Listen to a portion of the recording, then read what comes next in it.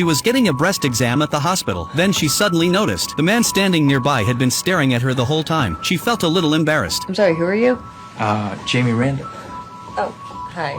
Intern. Only then did she let her guard down. She lifted her shirt so the doctor could examine her. But what she didn't know was that Jamie wasn't a doctor at all. He was a pharmaceutical sales rep. The moment she spotted the drug company's logo on his bag, she realized she'd been tricked. Who said I was a drug rep? Excuse me, look at your bag! Realizing he'd been caught, Jamie quickly apologized to Maggie. He figured that with his good looks and a few smooth lines, he could easily win her forgiveness. But Maggie wasn't buying any of it. She pulled a camera out of her bag and snapped a picture of him as evidence. Watching her walk away without looking back, Jamie became even more interested. He was convinced it was only a matter of time before she fell for him. As a seasoned ladies' man, he'd never met a woman he couldn't charm. With nothing but his quick wit and effortless charisma, he could win over anyone, from energetic college girls to elegant elderly women. No one seemed immune to his charm. Even a gorgeous blonde walking by could be drawn in by one playful remark. But despite years of dating countless women, he had never met anyone who truly captured his heart until Maggie came along. She became the safe harbor that finally gave his wandering heart a place to rest. Determined to get her phone number, Jamie sweet-talked one of the hospital nurses into helping him. The moment he got the number, he couldn't wait to call Maggie. To his surprise, she didn't sound shocked at all. It was almost as if she had expected him to call, sensing there was an ulterior motive. She answered him with polite indifference. For once, Jamie's usual carefree attitude was gone. His voice was sincere. He explained what he did for a living and offered her a heartfelt apology for what had happened. Well, I take my work very seriously. 5 o'clock, Lulu's on Clark. All right.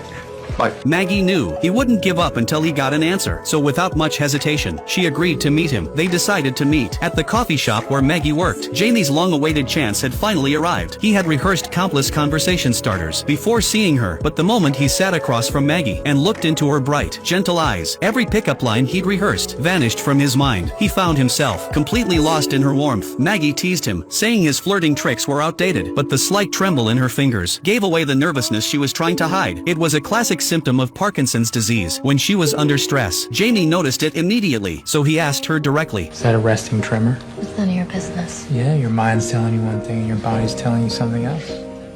Let's go. Her blunt response caught Jamie completely off guard, but standing in front of a woman who made it impossible not to fall for her, he didn't hesitate for a second. And from that moment on, their relationship became something far more than ordinary. From that day on, no matter where Jamie was, if Maggie called, he would drop everything and rush to her side. Maggie also let down the walls she had built around herself. She became more open, even asking Jamie to meet her while she was working at the coffee shop. But seeing them together so often, day and night, didn't sit well with one of Maggie's admirers. One day, Jamie was doing what he always did, secretly dumping a competitor's sample drugs. This time, he got caught in the act before he even had a chance to react. The man threw a hard punch that sent him to the ground. Before walking away, he left Jamie with a warning. Stay away from Maggie. Only then did Jamie realize there was more between that man and Maggie than he had thought. After Jamie kept pressing for answers, Maggie finally opened up about her past. In every relationship she'd had, the moment her partners learned about her illness, they all backed away. The promises they once made had all fallen apart, and with them, her hope for love disappeared. Now, all she wanted was a little happiness in the present, something to ease the loneliness she had buried deep inside. That's why she made one thing perfectly clear. What she and Jamie had was only physical. It wasn't love. Oddly enough, that arrangement suited Jamie just fine, because in his mind, no matter how it ended, he could always walk away without getting hurt. But what he didn't realize was that he was already growing attached to her. He couldn't stop himself from calling Maggie. Even hearing her gentle voice was enough to quiet the longing inside him. I like hearing the sound of your voice. Maggie knew Jamie had fallen for her. Without saying another word, she quietly hung up the phone. The chains of illness and the weight of fate had already locked her inside a life where love felt impossible. Now, even something as simple as opening a package had become a struggle. How could she ask the man who loved her to carry the burden of her slowly fading future? So she came up with a plan. She would start taking trips, giving them fewer chances to see each other. But just before she left, Jamie suddenly caught up with her. I can't talk right now, all right? I'm getting on a bus to Canada. Canada? Yes. Okay, when do you get back? Never.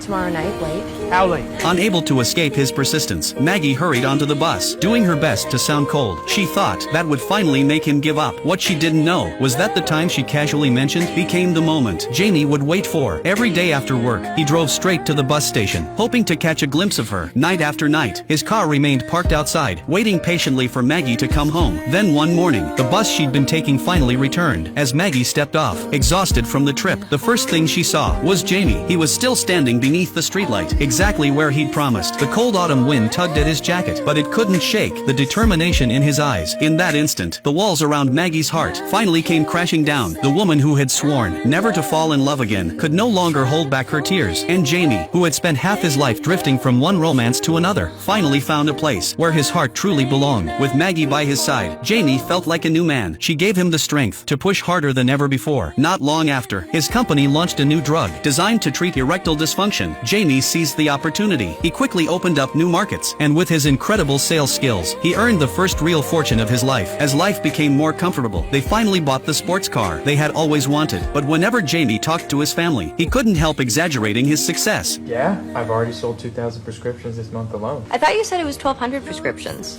When Maggie questioned him, Jamie simply looked away. It was then that he finally told her about his past. Jamie had grown up in a family of doctors. His father taught at a medical school. His mother and sister were both physicians. Even his younger brother had a well-paying career. Jamie was the only exception. He had dropped out of high school and spent years selling consumer electronics. His natural charm and movie star looks opened plenty of doors, and years of working in sales had made him an exceptional talker. But those same gifts had become a double-edged sword. They earned him the reputation of being nothing more than a womanizer. They also cost him his sales job. That's when he joined a pharmaceutical company as a drug sales rep. But it wasn't until he met Maggie that he finally found a real purpose in life. For the first time, he wanted to build a career. More than anything, he wanted his family to see how much he had changed. Even though Jamie believed he wasn't good enough, Maggie saw him differently. You're this talented.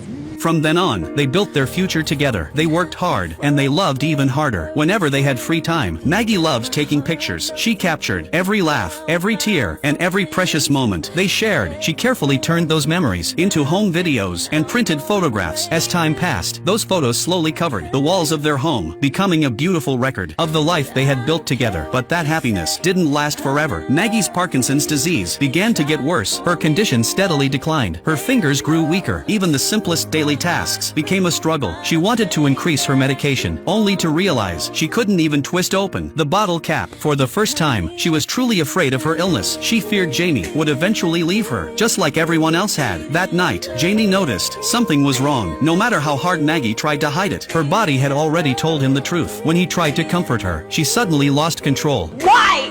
Why? What are you trying to prove? Are you trying to show that you're not a flake? I almost went home with someone from the clinic today.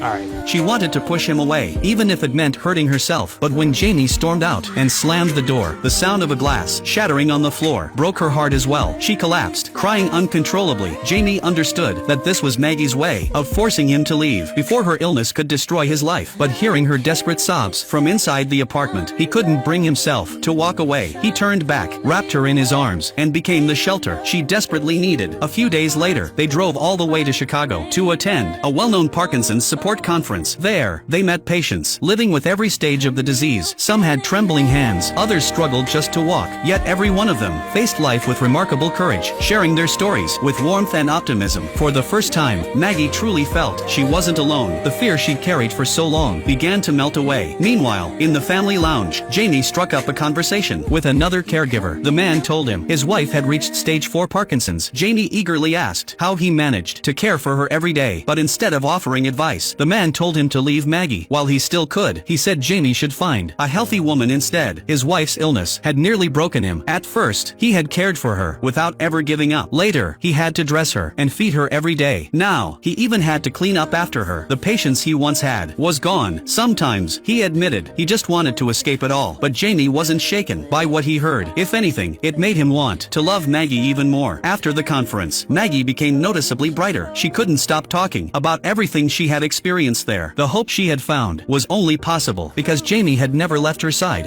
I love you. I love you. I love you. I really love you. After they returned home, Jamie threw himself into researching everything he could about Parkinson's disease. The very next day, he asked a doctor friend to introduce him to leading specialists. After weeks of effort, he finally got in touch with some of the country's top experts. Then he took Maggie from one hospital to another, traveling across city after city. Every appointment meant more tests, more waiting, and another search for answers. They even attended advanced medical conferences, holding on to any hope that a breakthrough might still exist. Then one day, Jamie uncovered an astonishing secret, a secret that had the power to change both of their lives forever.